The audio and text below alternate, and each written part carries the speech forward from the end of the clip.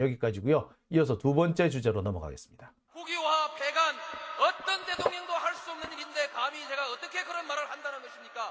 이치에 닿지 않는 말을 가지고 사람을 이렇게 몰약해서는 안 됩니다.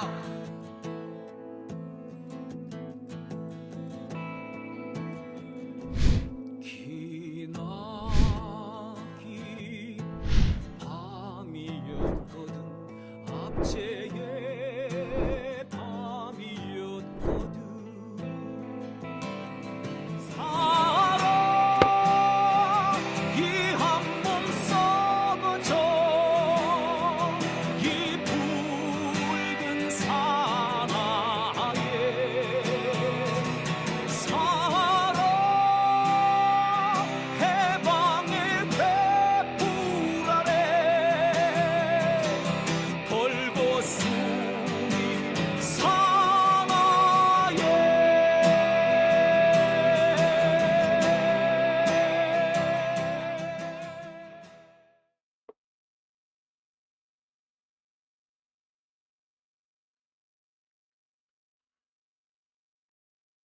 네, 오밤중의 뉴스 함께하고 계신 지금 시각 12시 1분을 지나고 있습니다. 자, 다음 소식은요.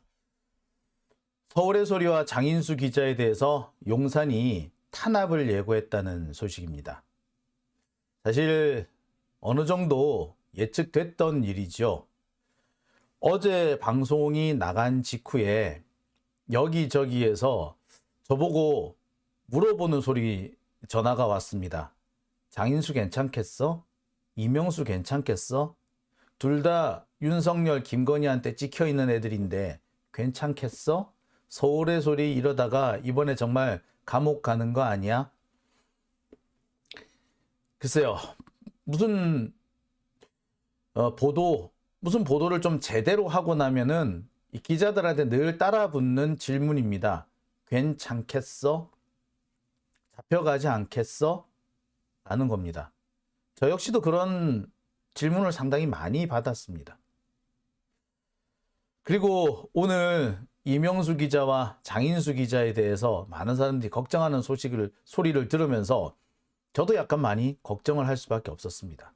그런데 아니나 다를까요? 장인수 기자와 서울의 소리에 대해서 용산이 사실상 탄압을 예고했다는 소식이 들립니다. 제가 입수한 정보에 따르면요, 탄압이 사실상 거의 공개적으로 예고가 된 것 같습니다. 자, 제가 준비한 두 번째 주제는요, 장인수 서울의 소리 탄압 예고한 용산입니다. 자, 장인수 기자와 이명수 기자에 대한 걱정을 하는 분들의 문자와 전화가 한참 폭풍처럼 지나가고 난 다음에 저한테 이런 제보가 들어왔습니다. 네, 이 제보를 저한테 전해준 사람도 기자입니다. 제가 그냥 아무거나 받은 글을 다 올리는 게 아니에요.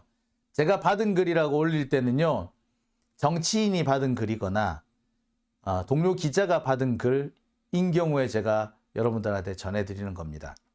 이런 소문이 현재 정치권에 언론계에 돌고 있다.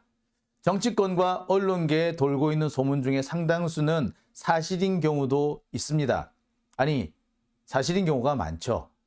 보통 진실과 거짓은 그 확률이 반반이라고 얘기를 하는데, 찌라시로 돌고 있는, 특히 정치권과 언론에서 돌기 시작한 글은 70% 정도의 확률은 있습니다. 그래서 오늘 제가 이 자료를 여러분들한테 보여드립니다. 오늘 유포된 속칭 찌라시입니다. 찌라시입니다. 내용을 좀 볼까요? 김건희 여사 면담 장면 불법 촬영 재미교포 목사 최재영. 수시로 김건희에게 면담 주선 작품 구입 등을 요구했으나 들어주지 않자 앙심을 품고 불법 촬영으로 보복한 거다. 이렇게 쭉 나와 있어요. 그러면서 뭐 인맥이 상당한 것처럼 거짓말하다가 그게 안 되니까 이렇게 불법 촬영, 불법 촬영이래. 글쎄요. 불법 촬영인가? 자, 불법 촬영은요. 가세연 애들이 하는 그런 게 불법 촬영이죠. 어쨌거나 오늘 이렇게 유포된 찌라시입니다. 이 찌라시는요. 기자들 사이에서 유포가 됐습니다. 더 정확하게 말하자면요.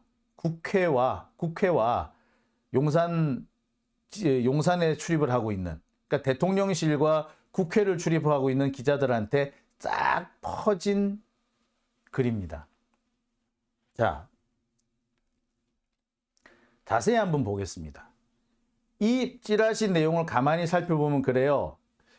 최재형 목사, 그러니까 김건희에 대해서 몰카를 주도한 최재형 목사가 뭔가 다른 의도를 가지고 김건희한테 접근을 했고, 그 접근이 계속 반복이 되면서 요구가 과도해지자 김건희가 관계를 끊었는데 거기에 앙심을 품고 최재형이 이런 짓을 벌였다라고 얘기를 합니다. 그러면서 그 근거로서 뭘 하느냐면 출판 기념회에 참석해달라, 추석 선물을 보내달라, 특정 예술가들의 예술 작품을 구매해달라, 예배와 특강할 기회를 달라, 이렇게 요구를 했는데 이 요구를 들어주지 않으니까 보복을 한 거다라는 식으로 쓰고 있어요.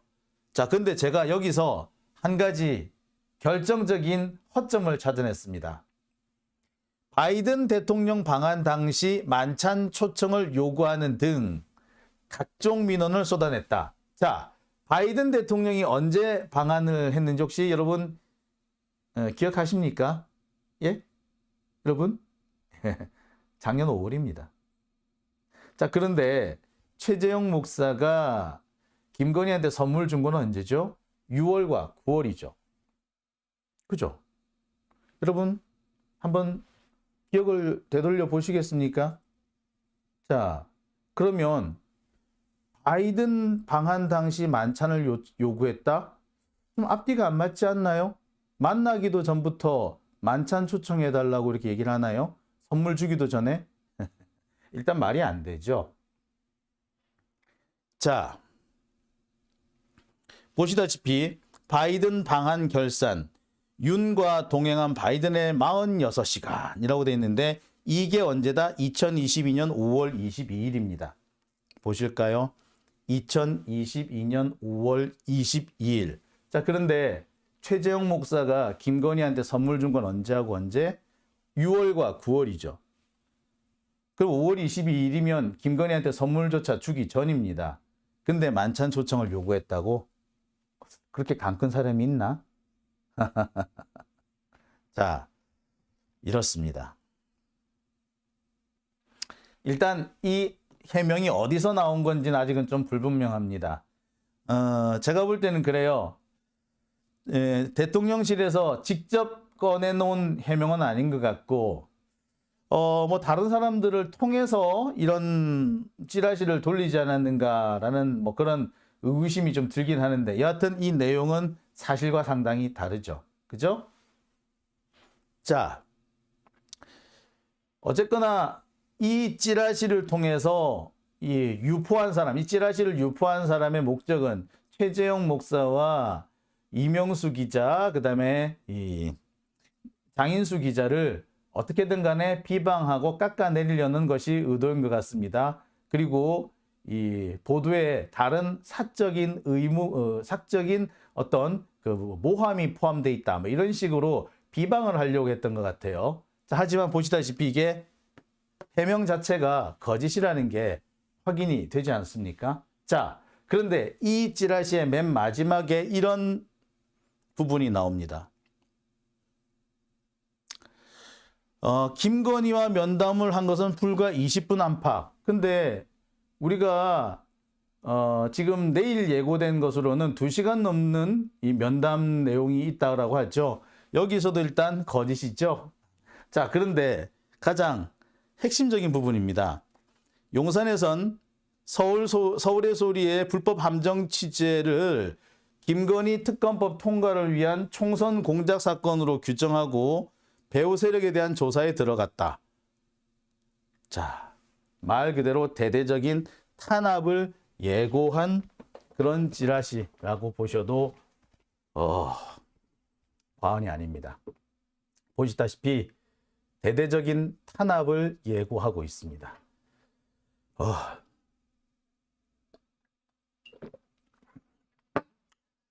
자, 뭐 예고를 했지만 예고를 굳이 하지 않았더라도 충분히 예측할 수 있는 상황이 아니었느냐라는 생각이 들어요.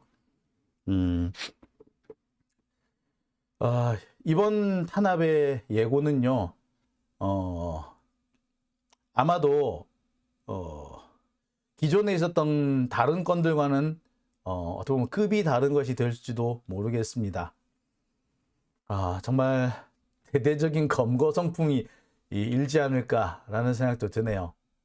하지만 저는 만약에 그런 일이 벌어진다면 그거야말로 윤석열 정권이 자멸을 자초하는 거라고 생각이 듭니다.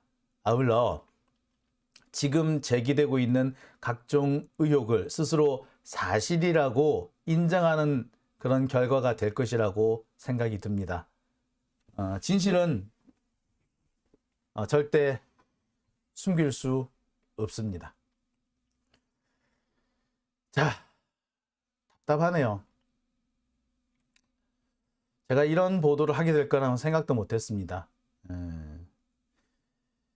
글쎄, 기자를 한다는 게, 언론을 한다는 것이 때로는 상당한 각오를 필요로 한다는 것쯤은 뭐 어느 정도 알고 있었습니다만, 정말 19세기 시민혁명기의 유럽을 보는 듯한, 아니 얼마 전 군사 독재 시절의 대한민국 서울을 보는 듯한 그런 느낌이 듭니다. 왜 40년이 지난 지금 서울의 봄이라는 영화가 그토록 많은 사람들한테서 회자되고 있고, 그토록 많은 사람들이 뻔히 알고 있는 그 얘기를 또 찾아가서 영화로도 보려고 하는지, 그 이유를 어느 정도 알 수 있을 것 같습니다. 영화가 때로는 현실을 반영하고 있기 때문 아니겠습니까? 12.12 쿠데타로 정권을 장악한 전두환과 검찰 쿠데타로 권력을 장악한 윤석열이 그 방식이나 절차의 차이는 있을지언정 기기묘묘하게 기시감이 보인다는 거, 마치 데자뷰와 같다라는 점에서 서울의 봄이라는 영화를 보는 우리 시민들의 마음이 어떠할지, 왜 그 영화를 보고 많은 사람들이 화를 내는지, 그리고 울분에 차 있는지 이제 어느 정도 알 것 같습니다.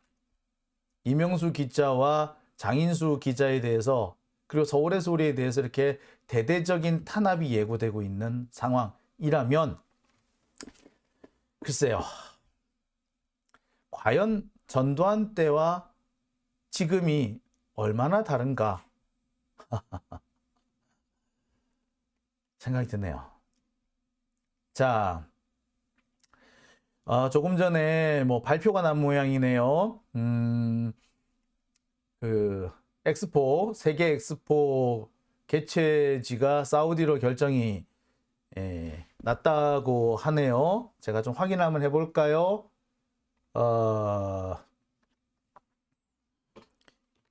엑스포가 어떻게 됐는지 확인해 볼까요? 아직 투표가 된 건 아니군요. 아직 투표가 된 게 아니랍니다. 아직 투표가 된 건 아니고요. 지금 곧 1차 투표에 들어간다고 합니다. 아이고 깜짝이야. 참. 만약에 부산이 이번에 그 엑스포 유치에 실패하면요, 진짜 뒤집어질 거예요. 아마 부산도 뒤집어질 거예요.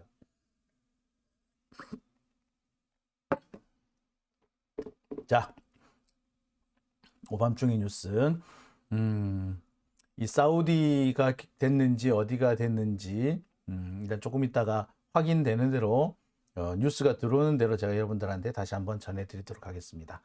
자, 오밤중의 뉴스, 제가 준비한 두 번째 주제 여기까지고요. 이어서 세 번째 주제로 넘어가 보겠습니다.